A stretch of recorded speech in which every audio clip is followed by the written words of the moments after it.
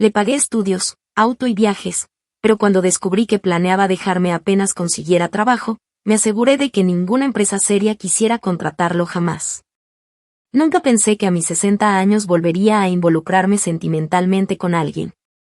Después de mi divorcio, había aprendido a valorar mi tiempo sola, a disfrutar de mi espacio, mis rutinas, mis manías. Tenía una vida tranquila, con sus altibajos, claro, pero nada me había preparado para lo que vino después.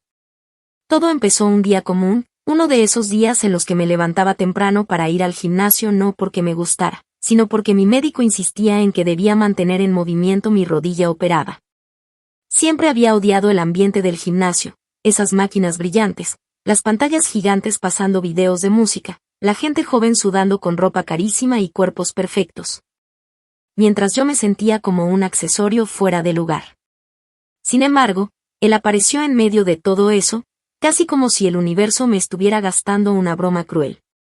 Era un chico de 24 años, lleno de vida, con ese aire despreocupado y encantador que solo los jóvenes tienen, con una sonrisa que parecía iluminar la sala entera. Al principio solo cruzábamos miradas, nada más que eso. Yo pensaba que se trataba de un chico simpático, tal vez alguien que saludaba por costumbre, pero no mucho más. Fue él quien empezó a acercarse, primero con comentarios casuales, preguntando si necesitaba ayuda con las máquinas, si me iba bien con los ejercicios, y luego poco a poco entablando conversaciones más largas. Al principio me incomodaba, lo admito, porque ¿quién esperaría que un muchacho así quisiera pasar tiempo hablando con una mujer como yo? Pero su calidez y su insistencia fueron rompiendo esas barreras. Me preguntaba por mi vida, me contaba la suya, y de pronto lo encontraba acompañándome después del gimnasio a tomar un café, riendo juntos en la mesa, hablando como si no existiera la diferencia de edad. Me decía cosas que nadie me había dicho en años. Que era hermosa, que le parecía admirable todo lo que había logrado, que nunca había conocido a alguien que lo entendiera tan bien. Lo escuchaba contarme sobre su infancia difícil, sobre la falta de apoyo de su familia, sobre sus sueños frustrados porque nunca había tenido los medios para alcanzarlos. Y yo, que llevaba tanto tiempo sintiéndome sola, empecé a abrir mi corazón. Una parte de mí sabía que aquello podía no ser lo más sensato, pero otra parte, la que estaba hambrienta de compañía, de conexión, decidió lanzarse de cabeza. Cuando me dijo que quería estudiar marketing y que no podía pagar la matrícula, sentí que era mi oportunidad para ayudarlo a salir adelante. Le ofrecí cubrir los costos, le ayudé a encontrar un auto de segunda mano para que pudiera movilizarse, lo invité a un par de viajes que él siempre había soñado hacer. No lo hacía solo por él, también lo hacía porque, de alguna manera, me hacía sentir viva otra vez. Verlo emocionado, lleno de proyectos, me daba una ilusión que hacía mucho no sentía. Cuando hablábamos del futuro, él dejaba caer frases como cuando tengamos nuestra propia casa o cuando viajemos juntos a Europa, y yo, aunque al principio intentaba mantenerme prudente, fui cayendo poco a poco en esa fantasía. Nunca pensé que podía estar equivocada, nunca me permití sospechar que detrás de todo eso había algo oculto. Hasta que un día, por casualidad, escuché una conversación que no estaba destinada a mis oídos. Fue un sábado en la tarde. Yo estaba en el estudio, ordenando unos papeles, cuando lo escuché en la sala hablando por teléfono. Su voz sonaba relajada, divertida, y no pude evitar escuchar algo que me heló la sangre. Le decía a su amigo, riéndose, no, bro, obvio que no me voy a quedar con ella. Apenas consiga un buen trabajo, me largo. Ya hice mi parte, ella pagó todo, ahora me toca a mí vivir la vida. No voy a quedarme pegado a una vieja toda la vida. Sentí que el mundo entero se me caía encima. Me quedé inmóvil, con las manos temblando, escuchando cada palabra como si fueran cuchillas que se me clavaban en la piel. Podría haber irrumpido en ese momento, podría haberlo enfrentado, gritado, armado un escándalo. Pero no lo hice. Me quedé en silencio, tragándome las lágrimas, respirando hondo mientras en mi cabeza se empezaba a armar un plan. Esa noche, mientras él dormía tranquilo a mi lado, miré el techo durante horas, repasando cada momento, cada gesto, cada frase bonita que me había dicho. Me di cuenta de que todo había sido parte de un juego para él, que yo solo había sido un trampolín hacia algo más grande, algo que lo alejaba de mí. Y ahí mismo, En ese silencio cargado de rabia, supe que no iba a dejar que se saliera con la suya. Si él había pensado que podía jugar conmigo, no tenía idea de lo que era capaz una mujer con experiencia, con recursos y, sobre todo, con contactos. Porque si algo había aprendido en mi vida, era que cuando alguien te subestima, es el momento perfecto para demostrarle lo equivocado que estaba. Actualización 1. Unos días después, ya habiéndome calmado lo suficiente para pensar con la cabeza fría, comencé a mover mis piezas en silencio. Yo sabía perfectamente que si lo enfrentaba directamente, lo único que iba a obtener era una pelea vacía, gritos, tal vez lágrimas falsas, tal vez promesas de cambio que no significarían nada. No, yo no quería confrontaciones ni dramas de telenovela, yo quería algo mucho más efectivo, algo que lo golpeara donde más le dolía, en su ego, en su ambición. En ese deseo desesperado por dejarme atrás apenas consiguiera su oportunidad dorada. Así que empecé a observarlo con atención, cada detalle, cada comentario, cada plan que salía de su boca, sin dejar que notara el cambio en mí. Él hablaba abiertamente conmigo de sus aspiraciones profesionales, confiado en que yo era su mayor apoyo. Decía que quería aplicar a las mejores agencias de marketing, que soñaba con entrar en una empresa grande donde pudiera escalar rápido, rodearse de gente importante, hacer contactos, crecer. Me contaba sobre los currículums que estaba enviando, las entrevistas que estaba programando, incluso me mostraba orgulloso los correos que recibía con invitaciones a reuniones preliminares. Yo lo escuchaba con una sonrisa amable, asentía, lo animaba a prepararse bien, incluso lo ayudaba a corregir algunas frases de sus presentaciones, dándole consejos como si realmente estuviera de su lado. Por dentro, sin embargo, cada palabra suya era una pieza más que yo acomodaba en mi tablero. Yo había trabajado décadas en recursos humanos antes de retirarme. Había contratado, despedido, negociado, evaluado perfiles, hecho cartas de recomendación, rechazado candidaturas. Sabía perfectamente cómo funcionaba el mundillo corporativo, y lo más importante, todavía conservaba contactos valiosos. Gente que, aunque yo ya no estuviera activa, seguía respetándome por los años de colaboración, por las buenas relaciones que había construido. Fue cuestión de revisar mi antigua agenda, hacer un par de llamadas casuales, tomar un par de cafés amistosos con viejos colegas. Ninguno de ellos sospechaba nada. Yo les hablaba del chico como si fuera un caso curioso, como si me preocupara genuinamente por su bienestar profesional. Les decía que había conocido a este joven muy ambicioso, con mucho talento, pero que lamentablemente tenía problemas graves de carácter, que era inestable, que tendía a meterse en problemas personales, que ya había mostrado signos de comportamiento desleal con las personas que lo ayudaban. Yo no hablaba mal de él con rencor, lo hacía con ese tono suave, casi compasivo, que hace que la otra persona piense que está recibiendo un consejo bien intencionado. No era necesario exagerar ni inventar historias rocambolescas. Solo tenía que sugerir que era un riesgo. Eso bastaba. En el mundo empresarial serio, nadie quiere arriesgarse con un candidato que venga con advertencias personales. Una simple duda, un pequeño rumor bien colocado, es suficiente para que un currículum sea desplazado discretamente al fondo del montón. Mientras tanto, yo seguía desempeñando mi papel a la perfección. Cocinaba para él, lo animaba cuando lo veía frustrado, lo abrazaba por las noches mientras me decía que estaba seguro de que algo bueno llegaría pronto. Por dentro, mi corazón palpitaba no de miedo ni de tristeza, sino de una satisfacción casi oscura, sabiendo que cada intento suyo por avanzar estaba siendo bloqueado cuidadosamente por mis hilos invisibles. La primera señal de que mi estrategia estaba funcionando llegó una tarde, cuando lo vi sentado frente a la computadora, con el ceño fruncido, mirando su bandeja de entrada con una expresión que mezclaba irritación y sorpresa.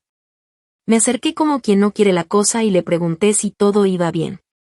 Él soltó un suspiro frustrado y me dijo que había recibido una respuesta automática de una de las agencias más importantes a las que había aplicado, diciendo que no seguían adelante con su perfil. Me encogí de hombros, poniendo cara de madre comprensiva, diciéndole que eso era normal, que no debía desanimarse, que solo era cuestión de seguir intentando. Él asintió, pero pude ver que su ego ya había recibido el primer pequeño rasguño. Yo sabía que él se veía a sí mismo como alguien destinado al éxito, alguien demasiado brillante como para ser rechazado. Pero lo cierto era que, sin los contactos correctos, sin la recomendación adecuada, su currículum no tenía nada que lo hiciera destacar realmente. Era un chico común, recién salido de la universidad, con aspiraciones comunes, compitiendo en un mercado saturado. Y yo me aseguraba, poco a poco, de que ni siquiera tuviera la oportunidad de demostrar lo que valía. Era una venganza fría, silenciosa, que no dejaba rastros. A veces me preguntaba si estaba yendo demasiado lejos, si debería detenerme antes de destruirlo por completo. Pero entonces lo miraba, recordaba sus palabras despectivas, su desprecio disfrazado de encanto, y me decía a mí misma que no, que él había elegido este camino cuando decidió jugar conmigo. Ahora le tocaba aprender que no todas las partidas se ganan con juventud y arrogancia. Actualización 2. Unas semanas más tarde, empecé a notar cómo sus frustraciones se iban acumulando, como si su fachada segura comenzara a resquebrajarse lentamente. Ya no era el mismo muchacho sonriente y confiado que se pavoneaba por la casa hablando de sus grandes planes. Ahora pasaba más tiempo encerrado en la habitación, revisando correos una y otra vez, actualizando su portafolio, buscando nuevos anuncios de vacantes. Cuando lo veía salir al salón, lo hacía con un aire más apagado, los hombros un poco encorvados, y cuando me hablaba sobre sus aplicaciones, había en su voz una pizca de inseguridad que antes no estaba allí. Yo lo escuchaba con una paciencia casi perversa, fingiendo interés mientras por dentro me regodeaba en la ironía de que él mismo me contara con lujo de detalles cómo iba desmoronándose todo sin tener idea de que yo era quien lo estaba empujando hacia ese abismo. Recuerdo una tarde particularmente clara en mi memoria porque fue la primera vez que vi un destello de verdadera desesperación en sus ojos. Estábamos cenando, una cena que yo había preparado con especial esmero, como solía hacer cuando quería mantener las apariencias. Y en medio de la conversación él soltó de golpe que no entendía por qué no lo llamaban para segundas entrevistas. Dijo que había tenido buenas primeras conversaciones, que algunos entrevistadores incluso le habían hecho comentarios positivos, que sentía que estaba a punto de lograrlo, pero que de pronto, todo se quedaba en silencio. Me miró de frente y preguntó si creía que estaba haciendo algo mal, si tal vez debía rehacer su currículum o enfocarse en otro sector. Yo, con mi mejor cara de mujer cariñosa y comprensiva, le dije que no, que seguramente era solo cuestión de tiempo, que los procesos de selección eran complicados y que no debía perder la fe. Mientras lo decía, por dentro sentía una oleada de satisfacción fría, sabiendo que cada contacto mío ya había hecho su parte, que las advertencias estaban circulando, que cualquier intento suyo de destacar era inmediatamente ahogado por los comentarios cuidadosamente sembrados sobre su carácter dudoso y su historial personal. No podía evitar maravillarme de lo fácil que era. Años atrás, cuando trabajaba en recursos humanos, siempre me sorprendía lo rápido que una simple sugerencia podía moldear la percepción de un candidato. No hacían falta acusaciones abiertas, ni denuncias formales, ni pruebas concretas. Bastaba una llamada casual, una mención al pasar, un no quiero meterme, pero te aviso porque me preocupa para que un gerente, un reclutador o un director de área pusiera un nombre en la lista negra mental. Y ahora, todo ese conocimiento acumulado, toda esa experiencia, estaba jugando a mi favor. Cada día que pasaba, cada aplicación suya ignorada, cada correo sin respuesta era una pequeña victoria que acumulaba con una calma que, incluso a mí, me sorprendía. Lo más interesante fue observar cómo su actitud empezó a cambiar. Al principio, intentó mantener la compostura, seguir haciendo chistes, hablarme de sus planes alternativos, pero poco a poco el tono fue mutando. Empezó a ponerse más ansioso, a irritarse por cosas pequeñas, a culpar al mercado laboral, a quejarse de que todo estaba basado en contactos y no en mérito. Una noche, mientras lo escuchaba maldecir entre dientes frente a su laptop, me acerqué y le pregunté si quería ayuda para revisar sus materiales. Él me miró con una mezcla de agradecimiento y frustración, diciendo que sí, que tal vez yo podía darle un consejo porque yo sabía más de estas cosas. Nos sentamos juntos y fingí estudiar su currículum con atención, sugiriendo pequeños cambios, recomendaciones mínimas que sabía que no marcarían ninguna diferencia. Lo veía anotar todo cuidadosamente, aferrándose a la ilusión de que eso sería lo que finalmente abriría las puertas. A veces, por las noches, me preguntaba si debía sentirme mal por lo que estaba haciendo. Después de todo, él no dejaba de ser un muchacho joven, alguien que, en otras circunstancias, tal vez podría haber tenido un futuro brillante. Pero luego recordaba sus palabras, Ese desprecio apenas oculto cuando hablaba de mí a sus espaldas, esa frialdad con la que planeaba dejarme apenas alcanzara su meta. Y cualquier atisbo de compasión se me evaporaba al instante. No, él había elegido jugar un juego sucio, y yo simplemente estaba asegurándome de que entendiera que no todos los tableros eran fáciles de manipular.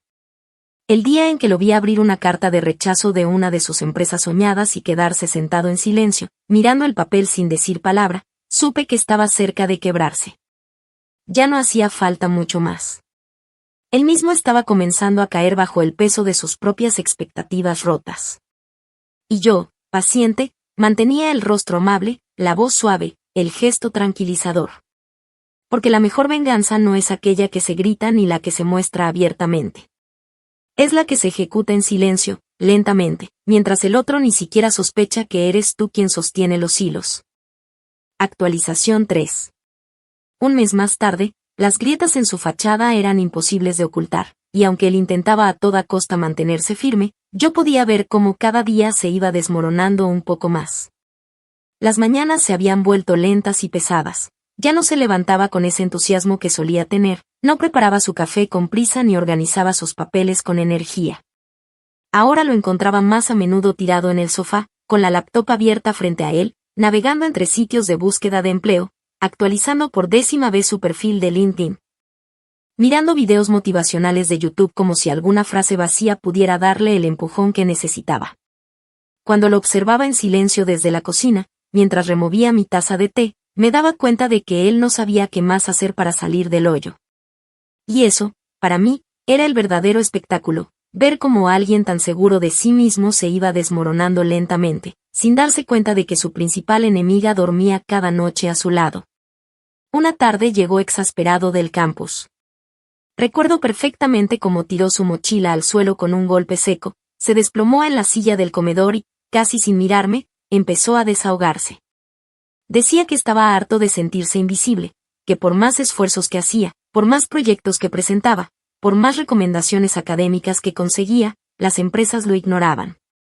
Me hablaba de un profesor que le había prometido mover algunos hilos y que, al final, se había quedado en puras palabras. Decía que la gente adulta era una farsa, que todos hacían promesas que nunca pensaban cumplir, que este mundo solo favorecía a los que tenían dinero y contactos. Yo lo miraba, fingiendo una empatía serena, mientras por dentro pensaba que si tan solo él supiera quién era exactamente el contacto que lo estaba bloqueando, probablemente se atragantaría con sus propias palabras. Empezó a pasar más tiempo fuera de casa, no porque tuviera entrevistas, sino porque necesitaba distraerse. Salía a caminar sin rumbo, se reunía con amigos que solo lo llenaban de discursos vacíos, volvía tarde por las noches, cada vez más irritado, cada vez más frustrado. Lo escuchaba murmurar por lo bajo mientras se duchaba, patear objetos por el pasillo, golpear la mesa con el puño cuando creía que yo no lo veía. Pero yo lo veía todo. Veía cómo esa ansiedad lo carcomía, cómo su ambición sin salida lo llevaba a convertirse en alguien que ni siquiera él reconocía. Una noche, al ver que ya casi no hablaba, le pregunté con un aire inocente si no quería considerar otra ciudad, otro mercado, tal vez postularse en algo fuera del área de marketing, solo para tantear. Él me miró como si acabara de insultarlo, con esos ojos desbordantes de orgullo herido, y me soltó que él no era cualquier cosa, que él había nacido para destacar, que no iba a conformarse con un trabajo mediocre. Yo asentí lentamente, disimulando una sonrisa detrás de mi taza, pensando que esa arrogancia era precisamente lo que lo estaba hundiendo cada vez más. Mientras tanto, yo seguía manteniendo mis hilos tensados. Hacía un par de llamadas nuevas cada semana, solo para asegurarme de que los rumores seguían vivos. Si él lograba escapar a una nueva empresa, si intentaba reinventarse en otro lado, yo me anticipaba. Nadie contrata a un chico sobre el que ya flotan advertencias. Nadie quiere arriesgar su reputación por alguien que ni siquiera ha empezado a construir la suya. Y lo mejor de todo era que él seguía sin sospechar. Todavía me hablaba de sus planes, de sus sueños, todavía se desahogaba conmigo con la misma confianza que siempre, pensando que yo era su roca, su soporte emocional, su consejera de vida. A veces me preguntaba cómo podía ser tan ciego, cómo podía confiar tan plenamente en alguien a quien había despreciado en secreto. Pero luego recordaba que él nunca me vio realmente como un igual, Nunca pensó que yo podría tener las herramientas para defenderme, que podría ser algo más que una billetera emocional y financiera. La noche en que finalmente lo vi llorar, supe que mi venganza había llegado a su punto máximo. No fue un llanto abierto ni dramático, sino uno de esos momentos en los que la desesperación se cuela en silencio. Lo encontré sentado en el suelo del estudio, con las manos enterradas en el cabello, los hombros temblando apenas. Cuando me acerqué y le pregunté qué pasaba, apenas levantó la vista para decir que estaba agotado, que sentía que todo le salía mal, que tal vez había cometido un error al apostar todo a este momento de su vida. Yo me agaché a su lado, lo rodeé con los brazos, le dije que todo iba a estar bien, que ya encontraría su camino. Pero por dentro, en lo más profundo de mi ser, saboreaba cada una de esas palabras como un manjar exquisito, porque sabía que lo que él vivía no era un simple fracaso temporal. Era el resultado de un cerco cuidadosamente construido, un muro que yo misma había levantado piedra por piedra. Actualización 4. Unos meses más tarde, la casa había cambiado de tono por completo, y ya no era ese lugar vibrante donde antes lo escuchaba caminar apurado entre sus rutinas, arreglándose el cabello frente al espejo, planificando entrevistas, hablando por teléfono con entusiasmo, pensando que tenía el futuro en la palma de su mano. Ahora, las paredes parecían absorber su silencio, ese aire espeso que dejaba en cada habitación donde se movía sin rumbo, como una sombra de sí mismo. Las mañanas se habían vuelto lánguidas, pesadas, sin ese entusiasmo que lo caracterizaba. Me levantaba temprano, como siempre, para hacer mi té, leer las noticias, ordenar la cocina, mientras él seguía tirado en la cama, abrazado a su teléfono, revisando una y otra vez las mismas páginas web de empleo, como si refrescar la pantalla fuera a cambiar su suerte. Cuando al fin se levantaba, lo hacía con los ojos hinchados, el cabello revuelto, los hombros vencidos. Apenas cruzábamos palabras, y si lo hacíamos, era solo para que murmurara algo sobre estar cansado, sobre sentirse perdido, sobre necesitar un respiro. Yo lo miraba desde la puerta, recostada en el marco, viendo cómo ese muchacho que antes se pavoneaba por la casa lleno de confianza ahora se movía como un hombre derrotado. Había algo casi poético en observar cómo se iba desmoronando en cámara lenta, como cada día perdía un pedazo más de esa máscara arrogante con la que había creído que podía engañarme. Y es que su proceso de derrumbe no era solo profesional, era personal, emocional, casi existencial. Ya no solo estaba frustrado por no conseguir empleo, ahora empezaba a cuestionarse a sí mismo, a dudar de sus capacidades, de sus decisiones, de su valor. Esa inseguridad lo estaba devorando desde adentro, y yo, mientras tanto, seguía allí, siempre cerca, siempre con una palabra suave, siempre lista para hacerle creer que todavía estaba de su lado. Porque si algo tenía claro era que la verdadera venganza no es la que se grita ni la que explota, sino la que se ejecuta tan lentamente que el otro ni siquiera sabe que ha sido atrapado hasta que ya está completamente encerrado. Empezó a hacer pequeños intentos de reinventarse, a buscar alternativas desesperadas.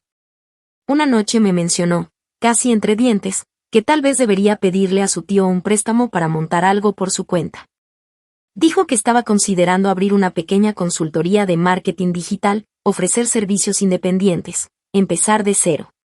Lo escuché con atención, sonriendo apenas, y le dije que me parecía una idea interesante, que podría ser un buen camino. Pero por dentro, mientras él hablaba de lo que necesitaría, equipos, capital inicial, una buena campaña de posicionamiento, yo ya sabía que nada de eso iba a pasar. Para empezar, sabía que su tío no iba a prestarle ni un centavo porque era un hombre desconfiado que apenas mantenía contacto con él. Y segundo, porque incluso si lograba reunir algo de dinero, yo ya me había encargado de sembrar las semillas necesarias para que cualquier intento de reputación en línea quedara manchado antes de arrancar. No era difícil, un par de reseñas falsas, algunos comentarios bien colocados, una que otra advertencia anónima en los grupos locales de emprendedores. Todo movimiento suyo estaba previsto, cada salida tenía un cerco invisible que lo esperaba.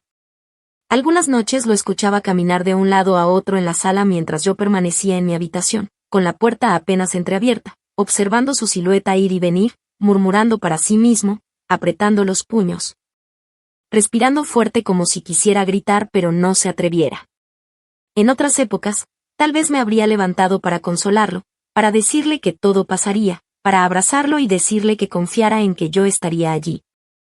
Pero ahora lo único que sentía era una satisfacción fría y meticulosa al ver cómo su desesperación iba llenando cada rincón de la casa. Cuando finalmente se sentaba en el sofá, hundido, con la cabeza entre las manos, yo caminaba lentamente hacia él, me inclinaba a su lado, le acariciaba el cabello y le decía con voz suave que todo iba a estar bien. Que a veces la vida simplemente nos ponía pruebas, que lo importante era mantenerse fuerte.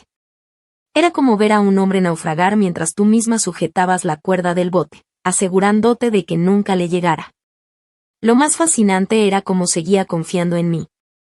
A pesar de sus desplomes emocionales, a pesar de los fracasos, seguía viéndome como su apoyo incondicional. Me pedía ayuda para reescribir correos, para revisar sus documentos, para preparar una que otra aplicación más.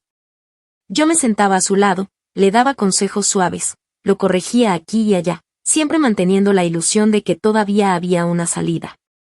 Pero en cuanto él se dormía, yo me levantaba en silencio y hacía llamadas, enviaba mensajes, reforzaba las alertas que ya había dejado activadas en los contactos clave.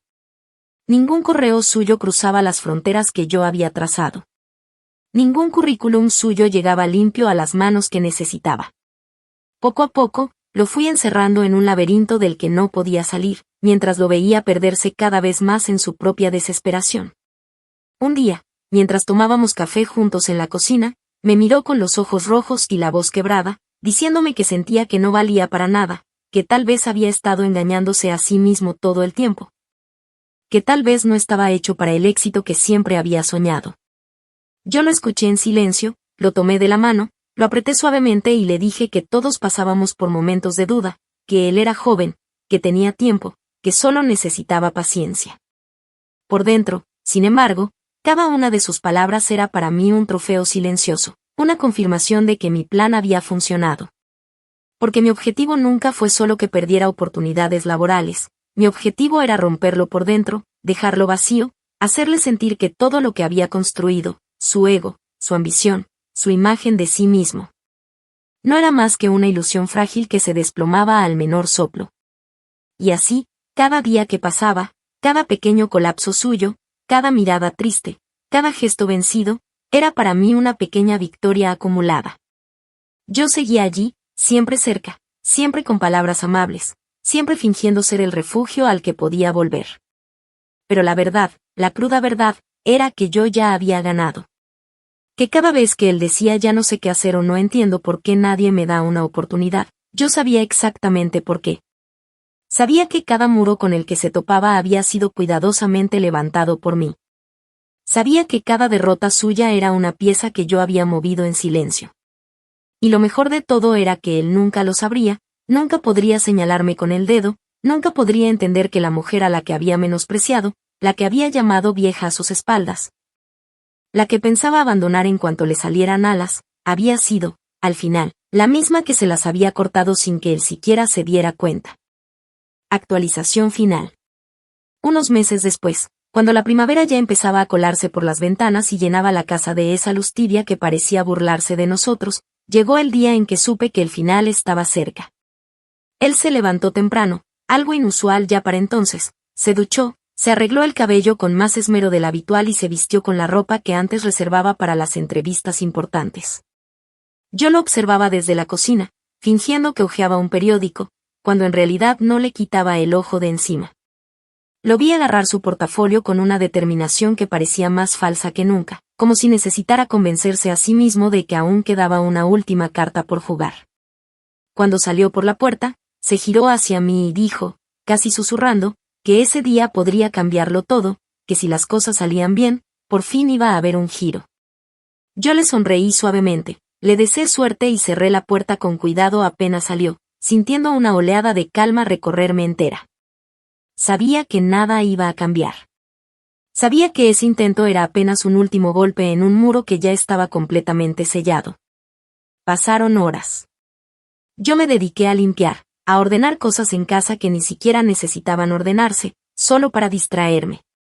Me hice un té, me senté en el sillón, miré por la ventana. Cuando finalmente lo escuché volver, supe que la bomba había explotado. Entró en silencio, dejó caer el portafolio al suelo, ni siquiera se molestó en quitarse los zapatos. Caminó hasta la sala, se desplomó en el sofá, hundió la cabeza entre las manos. Me acerqué despacio, con el paso de quien sabe que está a punto de rematar una historia que llevaba meses escribiendo. Me senté junto a él, puse mi mano sobre su espalda, y le pregunté suavemente qué había pasado. Él levantó la mirada, con los ojos rojos, la voz temblorosa, y me dijo que todo había sido una pérdida de tiempo. Que lo habían hecho ir solo para decirle que ya no lo considerarían para el puesto. Que llevaba meses intentando, llamando, mandando correos, y nadie lo tomaba en serio. Me dijo, casi con un hilo de voz, que no entendía que había hecho mal. Yo lo abracé con fuerza, lo apreté contra mi pecho, lo escuché llorar en silencio. Pero dentro de mí, cada lágrima suya era un susurro de victoria. Cada temblor en sus manos era una confirmación de que mi plan había sido perfecto. No lo había destruido con gritos ni peleas, no lo había dejado en evidencia ni lo había arruinado públicamente. No. Había hecho algo mucho más efectivo, le había quitado la única cosa que realmente valoraba, su proyección de futuro, sus posibilidades, su salida. Había dejado que fuera él mismo quien se hundiera en la arena, mientras yo, invisible, sostenía las cuerdas del laberinto. Las semanas siguientes fueron un desfile de excusas. Que necesitaba tiempo para aclararse, que tenía que reflexionar sobre lo que quería, que tal vez era momento de poner distancia para encontrarse a sí mismo. Cuando finalmente me dijo que se iba, lo hizo con una mezcla de vergüenza y falso heroísmo. Dijo que no quería arrastrarme en sus problemas, que merecía a alguien mejor, que él necesitaba espacio para convertirse en el hombre que yo merecía. Yo lo escuché en silencio, sin interrumpirlo, sin mostrarle ni una pizca de la risa cruel que quería estallar dentro de mí. Asentí con calma, le deseé lo mejor, lo ayudé incluso a empacar sus cosas, le di un último abrazo en la puerta, uno que él creyó que era de despedida cariñosa y que para mí era el apretón final de una jaula bien cerrada. Después de que se fue, pasaron algunos días de silencio, luego semanas. Empezaron a llegar mensajes. Primero cortos, vagos, preguntando cómo estaba. Luego más intensos, diciendo que me extrañaba, que pensaba en mí, que tal vez podríamos vernos. Después vinieron las súplicas veladas, que estaba pasando por momentos difíciles, que le habían surgido unas deudas, que si podía prestarle algo de dinero. Yo no contesté ninguno. Cerré todas las cuentas conjuntas, cambié claves, corté cualquier lazo económico que pudiera haber quedado. Me aseguré de que su acceso a cualquier recurso mío quedara completamente bloqueado. A veces, por las noches, me sentaba sola en la sala, con una copa de vino, recordando todo el camino que habíamos recorrido juntos. Pensaba en cómo había pasado de ser la mujer ingenua que lo miraba como una luz en medio de su soledad, a ser la estratega fría que lo había hundido sin que él siquiera lo notara. No me sentía culpable. Me sentía justificada. Porque al final, él había querido jugar un juego peligroso, y se había topado con alguien que ya conocía todas las reglas. Nunca volvió a encontrarme. Nunca volvió a tener acceso a mi vida. Y yo, desde mi tranquilidad, sigo adelante, sabiendo que si alguna vez se sienta a preguntarse por qué el mundo le cerró todas las puertas, nunca entenderá que fui yo, la mujer a la que pensó abandonar. Quien sostuvo la llave de cada cerradura.